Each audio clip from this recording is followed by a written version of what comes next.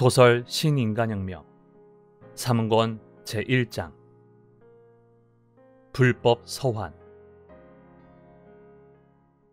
때는 왔다. 기다리고 기다리던 유구한 역사의 밤은 밝아 마침내 출범의 태양은 떠올랐다. 돛을 올리자 호기는 순간에 지나가 버리며 또다시 돌아오지 않는다. 원단 아침에 기원하는 아시아의 광포인가. 야마모토 신이치가 아시아를 향해 출발하는 1961년 약진의회 원단. 그는 자택에서 이렇게 써서 아내인 미네코에게 선사했다. 도쿄의 원단은 아침부터 파란 하늘이 펼쳐지고 거리는 신춘의 빛으로 감싸여 있었다. 오전 10시 학회본부 강당에서는 신이치의 도사로 새해 첫 근행이 시작되었다. 강당을 가득 메운 동지의 소리는 하나로 어우러져서 상쾌하고 힘찬 음률이 되어 울려 퍼졌다. 신이치는 대우주와 명합해가는 자신을 느끼면서 이 1년간 광선유포의 대승리와 전 회원의 건강, 일가의 번영을 염원하며 진지한 기원을 올렸다. 근행이 끝나자 신년 인사를 하기 위해 일어섰다. 창문으로 쏟아지는 햇살은 참가자들의 얼굴을 밝게 비추고 있었다. 엄숙한 표정으로 한마디 한마디를 음미하듯 힘차게 말하기 시작했다. 지금 여러분과 함께 근행을 올린 어본조는 1951년 5월 3일 은사 도다 조세이 선생님이 회장에 취임하여 인류를 구제하겠다는 결의로 일어서신 지 얼마 후 니시오 상인이 수여하신 창가학회 상주 어본존입니다. 이 어본존의 귀퉁이에는 대법 홍통, 자절 광선 유포, 대원 성치라고 쓰여 있습니다. 이것으로 학회의 사명은 명백합니다. 우리들의 목적은 어디까지나 인류의 평화와 행복을 위하여 광선 유포를 실현해가는 겁니다. 사실 이 700년 동안 니치렌 대성인의 유명대로 광선 유포를 현실적으로 완수해온 것은 창가학회뿐입니다. 그 사명을 다하기 위해서는 먼저 여러분 자신이 물심양면으로 행복해져야 하며 아울러 벗의 행복을 기원하는 강한 자애의 마음을 갖지 않으면 안 됩니다. 사람들의 행복을 기원하고 바라는 마음이 바로 학회의 정신입니다. 도다 선생님께서는 일과 화락의 신심, 각자가 행복을 획득하는 신심, 난을 극복하는 신심, 이 세 가지를 학회의 지침으로 제시하셨습니다. 여기에 광선유포의 길이 있습니다. 아무쪼록 간부 여러분은 이 지침을 가슴 깊이 새겨 모든 동지의 행복을 위해 헌신해가는 1년이 되어주시기를 바랍니다. 야마모토 신이치는 간결하게 이야기를 끝맺었다. 그리고 대표 한 사람이 도다 조세이의 와카를 낭송했다. 구름 사이로 달을 보려 하는 아시아의 민중에게 빛을 보내리라. 이 와카를 듣자 신이치의 마음은 설레었다. 그것은 1956년 연두에 도다가 읊은 그리운 시였다. 구름 사이로 어렴풋한 행복의 월광을 보려 하는 아시아 민중에게 그것보다도 훨씬 더 밝고 눈부신 태양의 빛을 보내겠다는 의미이다. 여기서 말하는 달은 석존의 불법이며 빛은 니치렌 대성인의 불법을 가리킨다는 것은 말할 나위도 없다. 도다는 간요 8번 초 등에서 밝힌 대성인의 불법 서원의 대원리를 근거로 동양광포의 결의를 노래한 것이다. 이 도다의 결의는 그대로 가장 아끼는 제자 신이치의 결의가 되었다. 그리고 지금 신이치는 그 실현을 위하여 이번 1월에는 인도를 비롯한 아시아 땅에 동양광포의 제1보를 새기려 하고 있었다. 이어서 약진의 해를 새롭게 출발하는 결의를 담아 모두 함께 약진의 노래를 합창했다. 은사의 뜻을 단단히 가슴에 안고 해내겠다 해내자고 광선유포를 물결이 소용돌이치면 피가 끓는다. 일본 남한은 의기로 간다. 의기로 간다. 이 노래는 주고쿠 건화의 노래로서 주고쿠 총지부의 벗들이 애창하고 있었다. 지난해 12월 오카야마에 탄생한 주고쿠 본부회관의 낙성식에 참석한 신이치는 이 노래를 듣고 그 자리에서 제안했다. 힘찬 노래입니다. 솔직한 표현 속에 광선유포를 향한 기상이 넘치는 이 노래를 전국에서 부르도록 하면 어떨까요? 총지부장인 오카다 이테스를 비롯한 주고쿠 동지들은 서로 손을 맞잡고 기뻐했다. 신이치는 또 모두에게 동의를 구했다. 그러나 주고쿠 건화의 노래라고 한다면 다른 지역 사람들이 저항감을 느낄지도 모릅니다. 그래서 내년은 약진의 해이기도 하니 약진의 노래라고 하는 게 어떻겠습니까? 모두 찬동했다. 그리고 12월에 본부간부회에서 정식으로 약진의 노래를 발표한 것이다. 신년근행은 약진의 노래 대합창을 마지막으로 오전 11시가 넘어 종료되었다. 신이치는 일어나 퇴장하려다 발을 멈추고 다시 한번 모두를 향해 말했다. 지난해는 여러분이 크게 분투하여 대승리를 장식할 수 있었습니다. 그러나 진짜 승부는 지금부터입니다. 올해는 승리하고 난 후 투구끈을 더욱 조여매라는 슬로건을 가슴에 새기며 전진해 갑시다. 예하고 밝고 힘찬 소리가 울려 퍼졌다. 힘이 있는 한 투쟁합시다. 나는 올 한 해 동안 100년분의 역사를 만들겠습니다. 기백이 넘치는 말이었다. 참가자는 야마모토 회장의 굳은 결의를 느꼈다. 이일 아침 신이치는 총본산으로 향했다. 다음 날인 3일까지 전국의 지부 이상 간부들이 등산하기로 되어 있었다. 마침 이 해부터는 원래 등산회의 날이 늘어나 매월 20일간에 걸쳐 등산을 실시하기로 했던 것이다. 이 일은 그 새로운 원래 등산회의 첫날이기도 했다. 지난해 8월까지는 매주 토요일에서 월요일에 걸쳐 1박 등산과 당일 등산을 실시해왔다. 그러나 회원 증가와 함께 참가 희망자도 늘어나 지난해 9월부터는 화요일에도 등산을 실시했다. 하지만 그것으로도 감당할 수 없어 신년부터는 한 달에 20일간으로 늘렸던 것이다.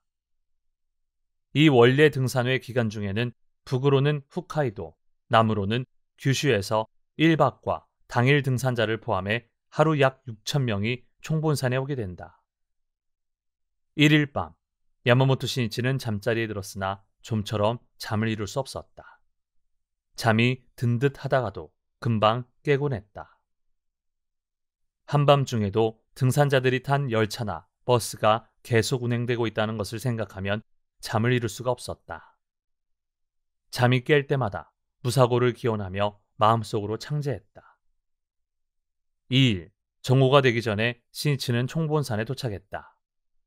신이치는 대오본전을 참배한 후 두근거리는 가슴을 안고 도다 조세이의 묘에 성묘했다.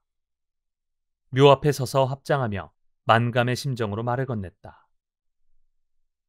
선생님, 신이치는 오는 28일 마침내 선생님의 유언이신 동양 광포에 여행에 떠납니다.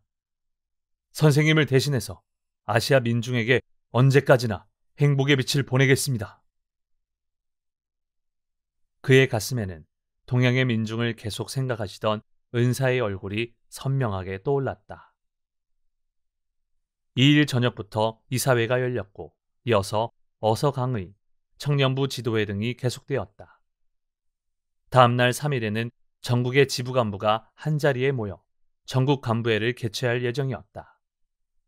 그동안 2일의 이사회에서는 청년부 최고 간부인 아키즈키 에이스케와 요시카와 유스케 두 사람이 새로이 이사로 취임하는 것을 이사회의 만장일치로 결정. 3일의 전국 간부회에서 야마모토 신이치 회장이 발표했다. 이로써 이사회는 회장을 포함 23명의 진용을 갖추었다. 그들을 이사로 추천한 것은 신이치였다. 조직 발전을 위해서는 항상 매너리즘의 오래된 타성을 타파할 참신한 발상과 신선한 에너지가 필요했다. 그리고 그것은 젊은 힘에 기대하는 수밖에 없다. 신이치는 새로운 창가의 시대를 열기 위해 하루라도 빨리 청년들이 학회의 모든 책임을 짊어지고 일어서기를 원했다. 총본산에서도 청년들과 이야기할 기회를 만들어 생명을 깎는 심정으로 육성에 임했다. 그런 간담 때 미토의 여자부 리더가 고민스러운 얼굴로 신이치에게 말했다. 오른발이 부자유스러운 나카가와 마사코라는 여성이었다. 선생님, 저는 아무래도 다른 사람처럼 활동할 수가 없습니다. 제 나름대로 힘껏 해왔습니다만 생각처럼 성과를 거두지 못했습니다. 역시 제가 지부의 중심이 되어 활동하는 것은 무리가 아닌가 합니다. 나카가와는 3살 때 단독에 걸려 오른쪽 다리 무릎 부분을 절단해야 했다. 신이치는 지난해 9월 미토 지부 탄생의 즈음에서 나카가와를 여자부 중심자로 임명했다. 그것은 나카가와에게서 한결같은 신심의 자세를 느꼈기 때문이다. 또 그녀에게는 여동생이 있어 여러 가지 점에서 좋은 보좌역으로서 응원해주고 있다는 것도 고려한 것이다. 인사 면접 때 신이치는 이렇게 지도했다. 몸이 부자유스럽다고 해서 결코 물러서서는 안 된다. 승리의 힘은 마음을 정한 일념에 있다. 또한 지혜를 발휘하는 것이다. 여동생의 응원도 받으며 자매가 힘을 합하여 수레의 양쪽 바퀴와 같이 최선을 다하는 것이다. 그 후 3개월 정도가 지났다. 다리가 불편한 나카가와가 여자부 중심자로 활동하는 것이 얼마나 힘든 것인지를 신이치는 충분히 알고 있었다. 신이치는 나카가와를 칭찬하고 감싸며 쉬게 해주고 싶은 심정이었으나 오히려 엄한 어조로 말했다. 그렇다면 마치 임명한 쪽이 나쁜 것 같지 않은가? 여자부 간부로서 너무나도 한심하다. 나는 그런 겁쟁이는 싫다. 이렇게 말했을 뿐 신이치는 아무 대답도 하지 않고 다음 질문으로 옮겼다. 그녀는 어안이 벙벙했다. 나카가와로서는 고민하고 고민한 끝에 한 상담이었다. 멤버의 가정 지도를 보더라도 다른 간부는 하루에 몇 집이나 돌고 있는데 그녀의 경우 걷는데 시간이 걸려 아무리 열심히 돌아도 한두 집이 고작이었다. 그런 자신이 여자부 리더로 괜찮은가 하는 의문에 그녀는 항상 괴로워했다. 또 여자부의 절복 응원에 나가서도 부자유스러운 다리 때문에 차가운 시선을 받는 일이 적지 않았다. 그녀는 언제나 그런 눈길에서 멸시의 빛을 느꼈다. 그리고 자기가 중심자로 있음으로 해서 학회에 대한 주위의 평가를 낮추는 듯하여 견딜 수 없었다. 그러나 신이치의 지도는 의외라 할 만큼 엄했다. 나카가와는 자신의 어떤 생각이 잘못되었는지 알 수 없었다. 다만 겁쟁이라는 말만이 날카롭게 가슴에 박혀 언제까지나 머릿속에서 지워지지 않았다. 신이치는 그녀의 심정이 얼마나 아픈지 잘 알고 있었다. 그러나 그는 단순한 감상이나 동정은 그녀에게 아무런 도움도 되지 않는다는 것을 간파하고 있었다.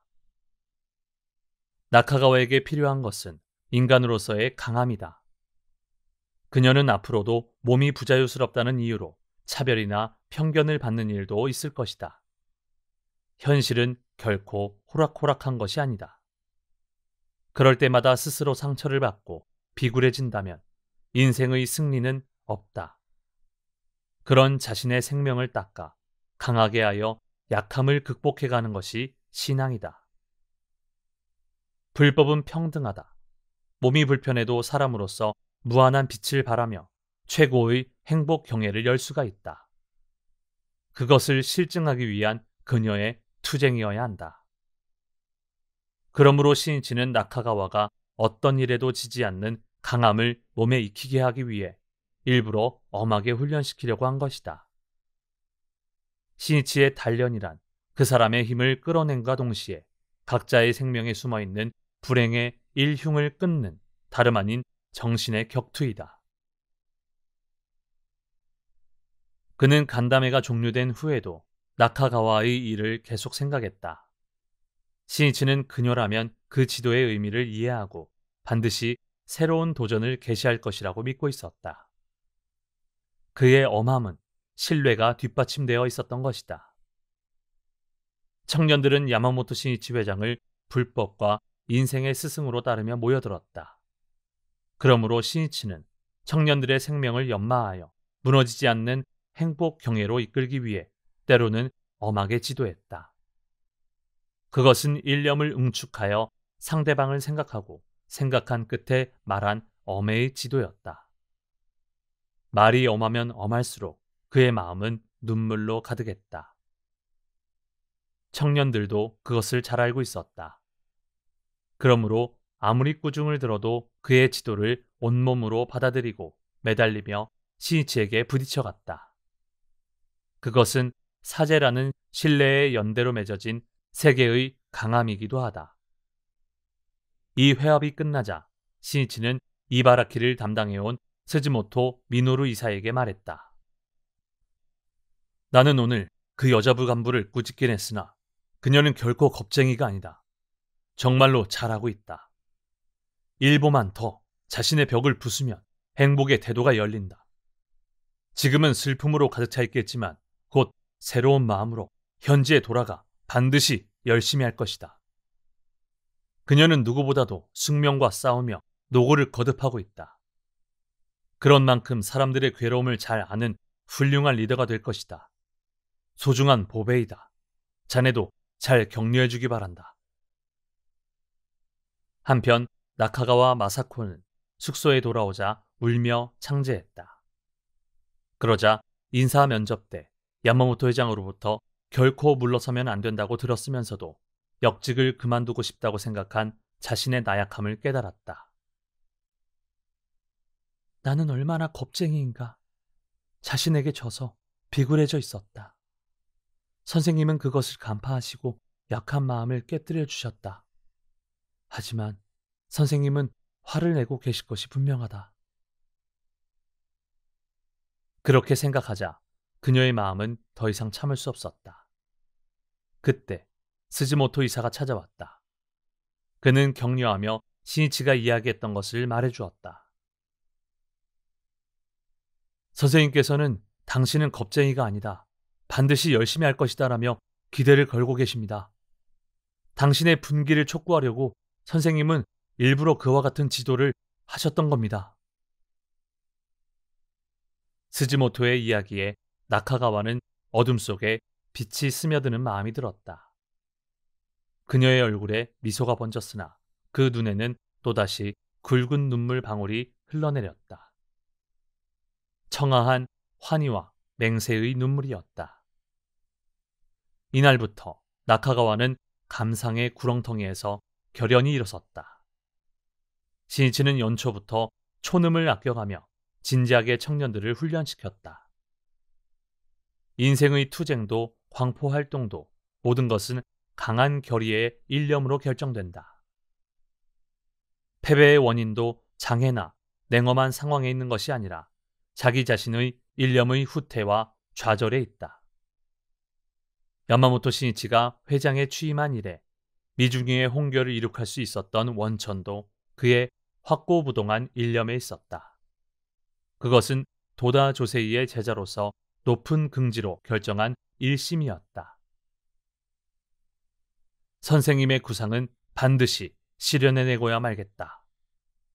그것이 신이치의 원동력이며 일념의 전부였다고 해도 좋다. 신이치에게는 장애의 험난함도 상황의 어려움도 안중에 없었다. 어려움을 각오하고 일으킨 투쟁이다. 곤란하다고 하면 모든 것이 곤란했을 것이다. 무리라고 하면 일체가 무리였을 것이다. 인간은 자신의 일념이 후퇴할 때는 가로놓인 장애만이 크게 느껴지는 법이다. 그리고 그것이 움직일 수 없는 현실이라고 생각해버린다. 사실은 바로 거기에 패배가 있는 것이다. 말하자면 광선유포의 승패의 열쇠는 기심에 깃들인 약한 마음과의 싸움에 있다 해도 좋다. 신이치는 지금 한 사람 한 사람의 일념을 변혁시키고자 했다. 인간 혁명이라고 해도 거기에서 시작하기 때문이다. 1월 3일 아침, 신이치는 총본산의 미래에 대한 구상을 마음속에 그리며 니타스 법주와 경내를 산책했다. 다이케조 옆을 지나갈 때 삼나무 고목 한 그루가 가로놓여 있었다. 니타스가 신이치에게 말했다. 야마모토 선생, 이 나무는 이세만 태풍 때에도 미동조차 하지 않았습니다만 나무 좀벌레에게 먹혀 어이없게도 시들어 죽고 말았습니다. 그렇습니까? 경계해야 할 것은 몸속의 벌레이군요. 조직도, 개인도 항상 몸속의 적, 기심의 적과 싸우는 일을 잊어버린다면 거기서부터 지고 맙니다. 이 삼나무는 영법 구주를 위한 중요한 교훈 같다고 생각합니다. 니타스는 웃으면서 고개를 끄덕였다. 이날 새해 첫 전국 간부회가 실시되었다. 신이치는 여기에서도 간부 스스로 자신의 일념을 변혁해야 한다고 호소했다.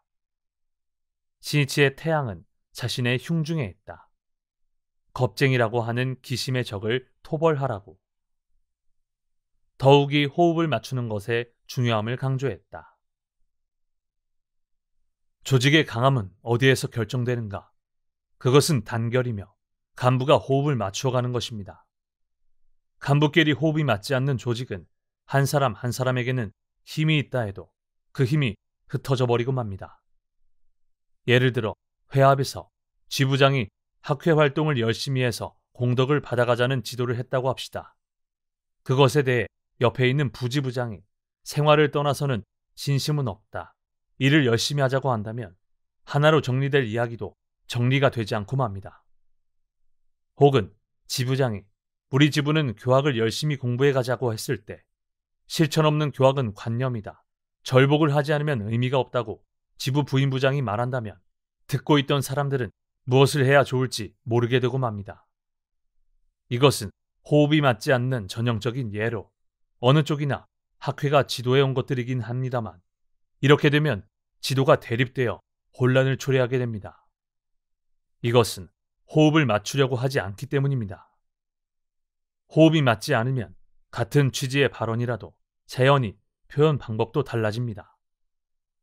예를 들면 지부장이 교학을 공부하자고 할 때 그렇게 하자, 그리고 실천의 교학이니 제목을 부르고 절복도 열심히 해가자고 한다면 듣고 있는 사람도 혼동하지 않습니다. 이것은 대립이 아닌 보충입니다. 야구에서도 강한 팀은 절묘한 팀플레이를 합니다. 1루수가 공을 쫓아가면 누군가 대신 1루수에 들어가 있습니다. 이것도 호흡입니다. 1루를 지키는 것은 1루수의 일이니 나와는 관계가 없다고 아무것도 하지 않는다면 시합에서 이길 수 없습니다. 또 주자가 나가서 득점 찬스가 오면 자신은 아웃되더라도 보내기 번트나 희생 플라이를 치는 경우가 있습니다. 중요한 것은 자신을 중심으로 생각하는 것이 아니라 승리라는 목적을 향해 호흡을 맞추어가는 것입니다. 거기에 자기 자신의 훌륭한 성장도 있습니다.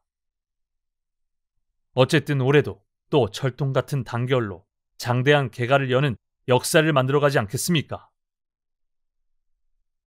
신이치가 회장에 취임한 이후에 전국 각지에서는 새로운 지부가 차례차례 결성되어 갔으나 그 강화야말로 약진의 해의 커다란 과제 중 하나였다. 야마모토 신이치는 한 해의 출발에 즈음하여 지부를 강화하는 요체를 말해두고 싶었다. 간부의 종료 후 신이치는 올 한 해의 대승리를 맹세하며 참가자 전원과 기념 촬영을 했다. 이로써 새로운 약진의 엔진은 굉음을 내며 회전하기 시작했다. 전국 각지로 뿔뿔이 흩어져가는 벗의 얼굴은 불타는 투지로 빛났고 가슴에는 혁신의 고동이 맥동치고 있었다. 아직 신년 기분이 채 가시지 않은 1월 7일, 야마모토 신이치는 항공기 편으로 오사카를 경유하여 후쿠오카로 향했다. 규슈는 12월 본부간부회에서 제1, 제2, 제3 3개의 총지부로 분할되어 그 합동 결성 대회에 참석하기 위해서였다. 규슈의 3개의 총지부 결성 대회는 8일 오전 11시 20분부터 고쿠라이 미야기노 체육관에서 거행되었다. 개회 전부터 체육관에는 동양광포의 노래가 힘차게 울려 퍼지고 있었다. 구원의 서광, 묘법의 광선유포의 때는 왔도다. 힘차게 일어나 지금 이곳에 이 넓은 대지를 힘차게 밟고서 동양광포는 우리의 손으로. 회장 야마모토 시니치의 아시아 지도에 발맞추어 동양의 행복과 평화의 빛을 보내려는 벗들의 결의가 담긴 합창이었다. 이 노래는 1954년 규슈 벗들의 애창가로서 탄생했다. 그 후 도쿄 고이와 지부에서도 애창해온 노래였다. 노래가 탄생했을 무렵 규슈 벗들의 슬로건은 규슈 재팬은 우리의 손으로 였다. 따라서 당시 가사의 마지막 1절은 동양광포가 아니라 규슈 재패였다. 그리고 노래 이름도 규슈 재패의 노래였다. 재패란 무시무시하고 전투적인 표현이긴 하나 거기에는 전 규슈의 묘법을 넓혀 사람들의 행복을 실현하고자 하는 타오르는 의지와 용기가 담겨 있었다. 그런데 1957년 4월 제1회 규슈총회에 참석한 도다 주세이는 이 슬로건을 듣고 이렇게 말했다. 조금 전부터 규슈 재팬은 우리의 손으로라고 말하고 있는데 그런 소견 접은 말은 하지 않았으면 한다. 아무래도 규슈에는 자신의 일만 생각하는 경향이 있는 듯하다. 예를 들면 규슈에서는 곧잘 규슈 남아라고 하는데 다른 지역에서는 그런 표현을 그다지 쓰지 않는다. 홋카이도 남아, 간토 남아, 오사카 남아라는 말을 들어본 적이 없다.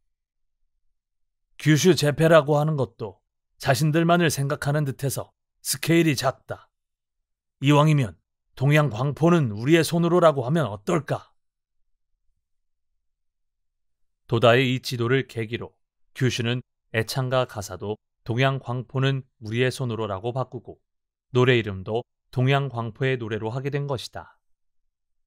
도다 주세이는 예부터 대륙과 교류가 깊었던 규슈의 동양 광포에 대한 크나큰 기대를 걸고 있었다. 서거하시기 반년 전 규슈 총지부 결성대회에 참석한 도다는 아시아의 실정에 대해 언급하며 창가학회 사명을 말하고 이렇게 마무리 지었다. 바라건대 오늘의 의기와 패기로 일본 민중을 구제하고 동시에 동양 민중을 구제해주기 바란다. 그것이 도다가 규슈에서 한 마지막 지도였다.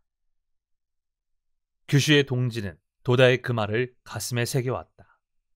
그만큼 시니치의 아시아 방문을 어느 곳보다도 기뻐하며 이날의 세계 총지부 결성대회를 시니치와 함께 동양 평화를 위해 여정에 오르는 날로 하려고 했다.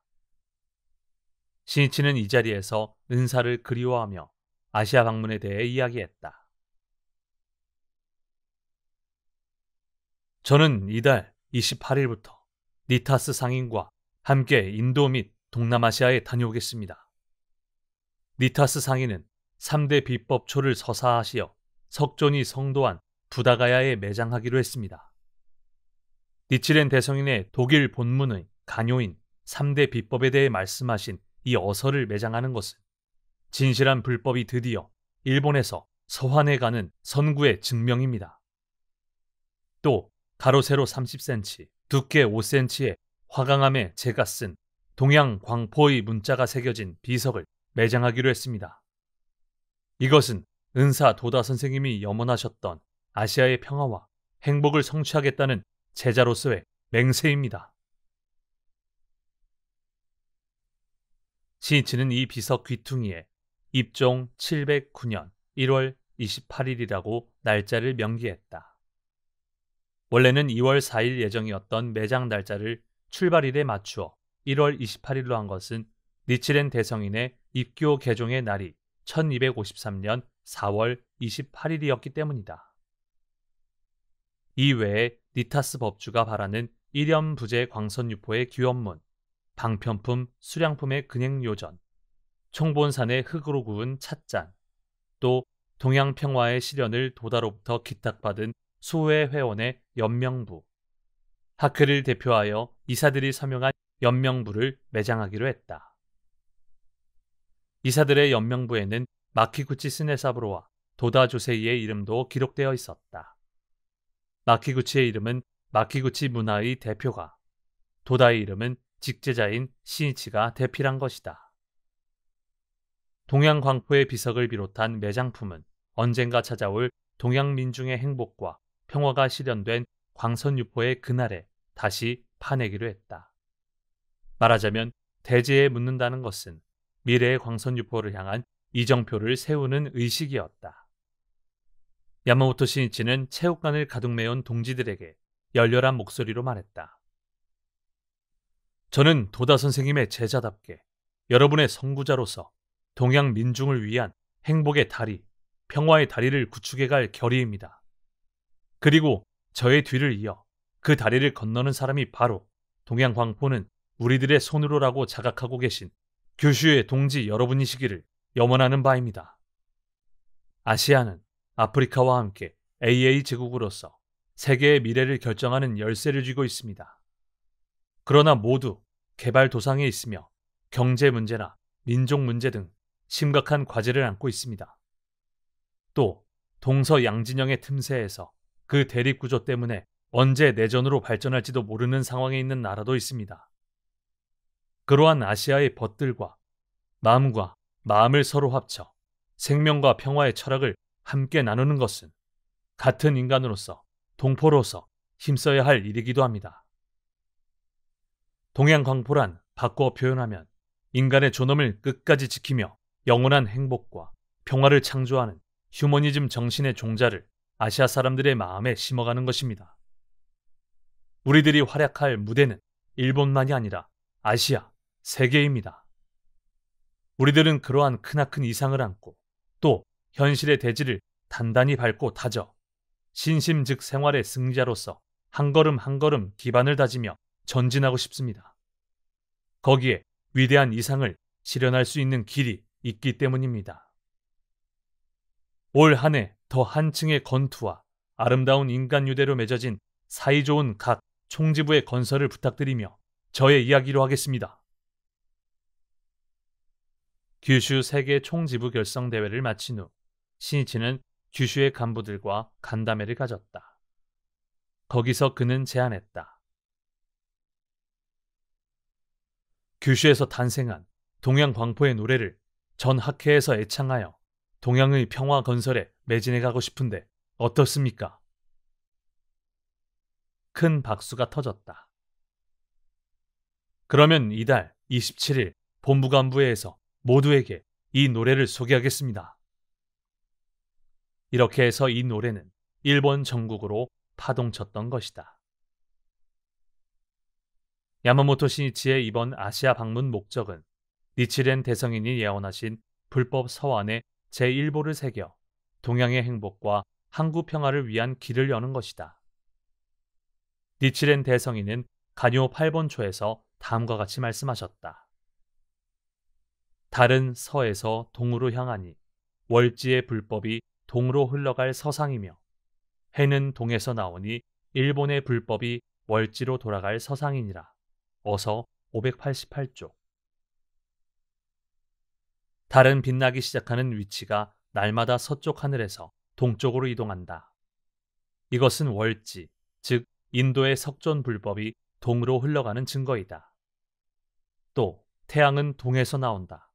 이것은 일본의 불법, 다시 말하면 니치렌 대성인의 불법이 월지로 되돌아간다고 하는 징조이다. 이 간요 8번 초 외에 현불 미래기 등에도 같은 취지의 어문이 있다. 모두 니치렌 대성인의 불법의 서환을 예언하시고 동양 세계의 광선유포를 나타내신 것이다. 도다주세이는 그 성운의 실현을 창가학회의 사명으로서 시니치를 비롯한 청년들에게 맡겼다. 만약 창가학회가 없었다면 이 불법 서환이라는 본불의 예언도 허망하게 되어버렸을 것이 분명하다. 시니치는 회장에 취임하여 새롭게 맞이한 해에 그 성구의 발걸음을 내디디려 한 것이다. 그것은 불법 역사의 한 획을 긋고 동양의 생명의 세기의 우기를 알리는 것이었다. 또한 아시아 각국의 나라 사정을 둘러보고 아울러 총본산에 건립 기진할 대객전의 건축 자재를 입수하는 일도 이번 여행의 목적이었다. 대객전은 세계의 명품을 모아 건설하라는 도다의 유언이 있었기 때문이다. 방문지는 홍콩, 스리랑카, 인도, 미얀마, 타이, 캄보디아의 5개국 1개 지역이다. 기간은 1월 28일에서 2월 14일까지 18일간의 여정이다. 상당한 강행군이었다. 멤버로는 학회에서는 회장인 야마모토 신이치 외에 이사인 세키 히사오, 모리카와 가즈마사, 부인부장인 기요하라 가스, 청년부장인 아키즈키 에이스케, 그리고 통역과 안내를 겸한 대학부 출신의 남자부 간부인 미카와 겐지가 동행하기로 했다. 미카와는 도쿄 외국어 대학에서 영어를 공부하고 졸업한 후 미얀마의 랑군 대학에 유학한 적도 있는 청년이었다. 한편 종문에서는 니타스 법주와 승려 한 사람이 동행하여 출국하기로 했다. 또 어서 3대 비법초나 동양광포라고 쓴 비석 등의 매장 방법에 대해서는 야마모토 신이치와 동행하는 모리카와 가즈마사, 아키즈키 에이스케를 중심으로 수호회 멤버와 남자부 간부가 검토하기로 했다. 비석은 화강암이기 때문에 그대로 땅속에 묻어도 문제는 없으나 그 이외의 것은 100년, 200년이 지나도 부식하는 일이 없도록 튼튼한 케이스에 넣어 매장할 필요가 있었다. 모리카와와 아키즈키는 남자부장인 다니다 쇼이치와 의논하여 석유회사에 근무하고 있어 화학을 잘 아는 남자부 간부인 아오타 스스무 등에게 매장 방법에 대한 연구를 부탁하기로 했다. 아오타 일행은 진지하게 검토를 거듭했다. 그 결과 쉽게 구할 수 있는 것 중에 크롬 18%, 니켈 18%인 스테인리스 강이 녹에도 가장 강하며 보호 케이스의 소재로 적합하다는 결론에 이르렀다. 그래서 이 스테인리스 강으로 높이 약 30cm, 직경 15cm 정도의 원통형 케이스를 만들기로 했다. 뚜껑은 나사식으로 하고 물의 침투를 막기 위해 나사 부분에 비경화성 본드를 바르도록 했다. 본드를 비경화성으로 했던 것은 경화성으로 하면 굳어버려 발굴했을 때 뚜껑이 열리지 않기 때문이다. 나아가 케이스 외면에 부식 방지제를 입히고 뚜껑 주위에는 부식 방지제를 바른 테이프를 감기로 했다. 또 매장품 하나하나를 폴리에틸렌으로 정성스럽게 싸서 3중으로 밀봉하기로 했다. 이것으로 수납 문제는 해결했으나 여기에서 또다시 어려운 문제에 부딪혔다. 인도에 들어가기까지는 홍콩, 스리랑카, 인도의 세관을 통과하지 않으면 안 된다. 밀봉한 스테인리스 원통 케이스를 그대로 가지고 들어간다는 것은 생각할 수 없었다. 만약 세관에서 케이스를 열어버린다면 본래대로 밀봉하기란 쉬운 일이 아니었다. 그렇게 되면 부식하기 쉬우며 물이 들어갈지도 모른다. 또 무사히 인도까지 운반했다고 해도 부다가야의 석전 용고의 땅에 매장을 허가받을 수 있을지 없을지도 큰 문제였다. 청년들은 외무성으로 달려가 사정을 설명했다. 그리고 외무성 쪽에서 사전에 부다가야에 매장할 수 있는 정식 허가를 받아줄 것을 요청했다. 또한 각국의 세관을 무사히 통과할 수 있도록 손 써줄 것을 필사적으로 부탁했다. 외무성에서 응대하러 나온 담당관은 고개를 갸우뚱거렸다. 부다가야에 묻을 생각입니까? 어쨌든 우리들 쪽에서는 손 쓸 도리가 없군요. 그런 전례가 없기 때문에 또 케이스를 열지 않고 각국 세관을 통과할 수 있을지 없을지는 외무성 권한 밖의 문제입니다. 차라리 인도 대사관을 비롯한 관계 대사관에 상담하는 것이 어떻겠습니까? 청년들은 국리 끝에 우선 하네다 공항 세관으로 매장할 물품과 케이스를 가지고 가서 사정을 설명했다. 그리고 그 자리에서 사진을 찍고 물품을 케이스에 넣어 밀봉한 뒤 내용물이 무엇인지를 적은 증명서를 받았다. 그러나 이 증명서가 타국 세관에서 어느 정도의 효력을 발휘할지는 의문이었다. 또 통관 심사가 엄하다는 스리랑카와 인도 대사관에도 찾아갔다. 스리랑카 대사관 측은 그것은 현지에서 교섭해 보십시오. 이야기가 어려워졌을 경우에는 현지의 일본 대사관에도 협조를 부탁해보면 어떠실까요? 라며 어드바이스를 해주었다. 한편 인도 대사관은 청년들의 열의가 통했는지 인도 세관 앞으로 케이스 속의 내용물은 일본 세관이 증명했으므로 개봉하지 말고 통관시켜달라는 내용의 문서를 발행해주기로 약속했다. 그러나 부다가야에서의 매장 허가에 대한 것은 인도에 가서 상담해주기 바란다는 대답이었다. 최대의 과제는 뒤로 미루어지고 말았다. 또 인도 세관 앞으로 보내는 인도 대사관의 문서도 좀처럼 나오지 않았다. 출발일이 가까워지자 모리카와 가즈마사 일행의 불안은 점점 더해갔다. 어느 날 모리카와가 야마모토 신이치에게 준비한 상황을 보고하러 갔다. 선생님께 매장 준비를 위임받았습니다만 매장에 대해서도 통관에 대해서도 아직 최종적인 허가는 나오지 않았습니다. 정말 송구스럽습니다. 모리카와의 얼굴에는 고뇌의 빛이 어려 있었다. 신이치는 말했다. 만약 케이스가 열린다면 그것은 어쩔 수 없는 일이다. 그리고 묻는 것도 부다가야라면 석존이 성도한 땅에서 조금 떨어져 있어도 괜찮지 않은가? 모리카와의 가슴에 그를 격려하는 신이치의 마음이 뜨겁게 스며들었다. 그는 승부를 내야 할 중요한 순간에 걱정을 끼치고 오히려 위로를 받은 자신이 부끄러웠다. 어떻게 해서라도 성공시켜야 한다.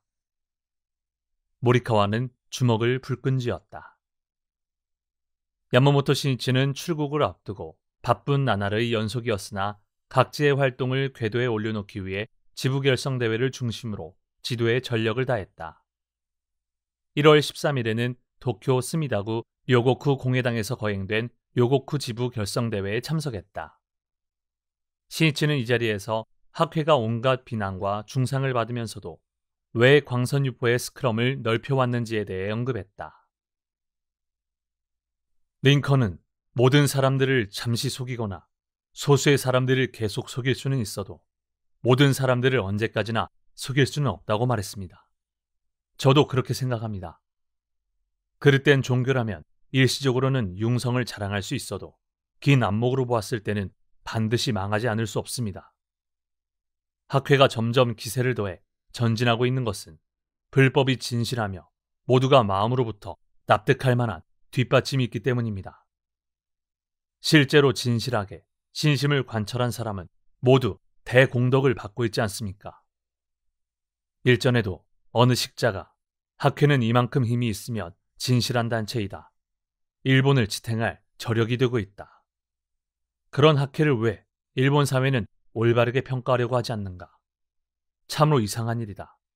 나는 학회에 큰 기대를 걸고 있다고 말했습니다. 또한 그분은 마치 중화인민공화국이 저 정도로 큰 힘을 가지고 있는데도 세계가 그 존재를 인정하려고 하지 않는 것과 비슷하다.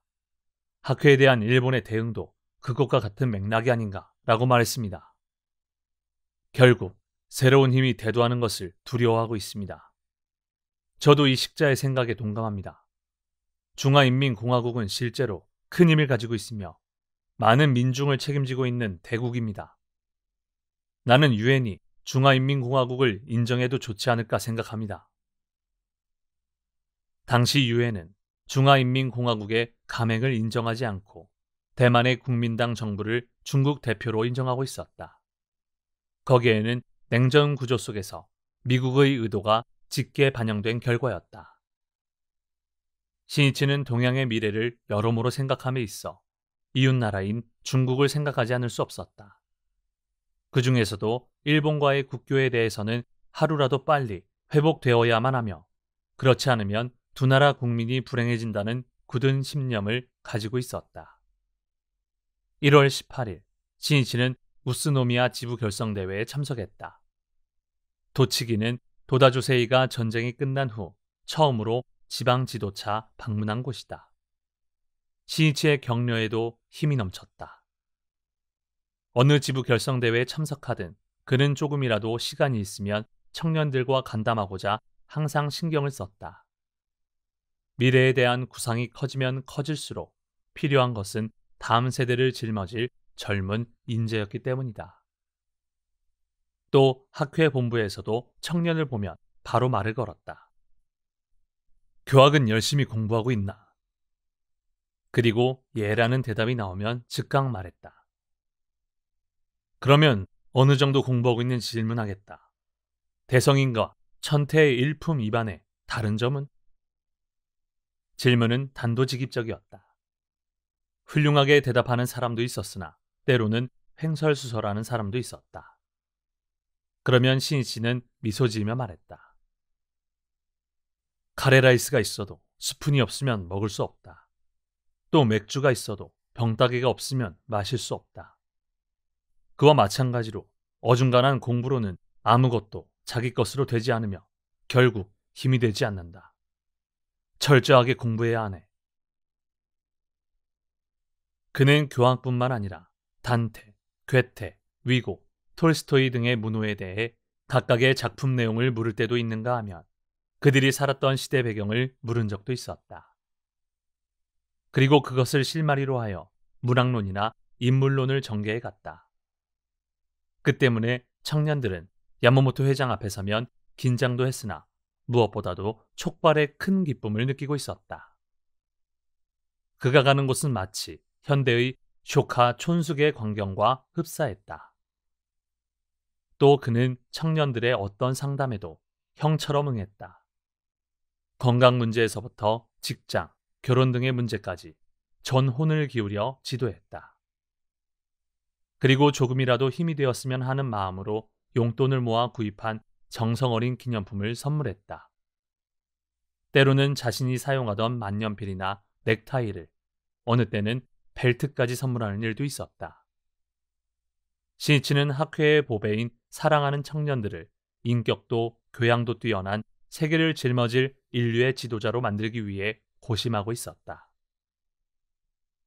1월 23일, 야마모토 신이치는 총본산으로 향했다. 종문이 주최하는 아시아 방문을 축하하는 환송회에 참석하기 위해서였다. 푸른 하늘에 백설의 후지가 아름답게 빛나고 있었다. 환송회는 오후 1시가 지나서 대강당에서 거행되었다. 인사를 하기 위해 연단에 선 니타스 법주는 감개무량한 표정으로 이야기를 시작했다. 이번에 창가학회 회장 야마모토 시이치 선생의 길 안내로 동남아시아 방면에 가게 되었습니다. 정말 분에 넘치는 영광이라고 생각합니다. 생각해보면 불법이 인도에서 발상하여 니타스는 석존의 불법이 인도에서 중국, 한반도를 거쳐 일본으로 건너온 불법 동점의 역사에 대해 언급하며 중국의 고승도 불법을 구해 인도로 여행한 것을 이야기했다. 그리고 700년 전 니치렌 대성인이 일본에서 말법의 민중구제를 위한 진실한 불법을 세우신 것을 언급하고 이 불법이 아시아와 세계에 광선유포된다고 대성인이 선언하셨다는 것을 호소했다. 그 광선유포가 세계, 즉 일연부재의 광선유포가 언제 되느냐 하는 것은 굉장히 어려운 문제입니다. 대성인은 때를 기다려야 할 것이라고 말씀하셨습니다.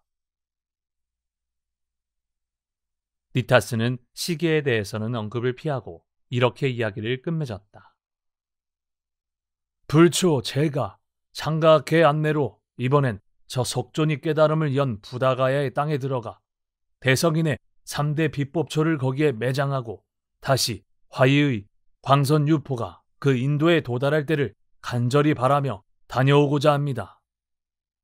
여러분이 오늘 전국에서 모여 이 장도를 축하해 주신 것에 대해 저는 진심으로 감격하여 인사를 드리는 바입니다. 끝으로 야마모토 신이치의 인사가 있었다. 높은 곳에서 실례인 줄 알고 있습니다만 한마디 인사를 드리겠습니다. 창가학회의 목적은 말할 것도 없이 전 세계의 광선유포를 추진해가는 것입니다.